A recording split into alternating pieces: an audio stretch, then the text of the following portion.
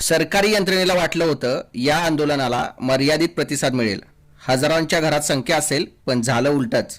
आंदोलनातील संख्या पहिल्याच दिवशी लाखोंच्या घरात पोहोचली आहे। सणांचा काळ आहे, उत्सव, मिरवणुका, सणांचा माहोल असतानाही जरांगे पाटील स्पष्ट सांगतायत, आमचा लढा हिंदू मराठ्यांवर होणाऱ्या अन्यायाविरुद्ध आहे, आरक्षणासाठी हा लढा आहे। या संदेशाला समाजानं जबरदस्त प्रतिसाद दिला आहे। सरकारकडून काही नेते वैयक्तिक टीका, शिव्यांच्या गोष्टी पुढे आणून आंदोलनाची धार कमी करण्याचा प्रयत्न करताना दिसले, पण लोकांनी त्या हल्ल्यांकडे फारसं लक्ष दिलं नाही। उलट जरांगे पाटलांच्या समर्थनात युवक अधिक ठाम उभे राहिले आहेत। प्रश्न असा आहे की आता सरकार काय करणार?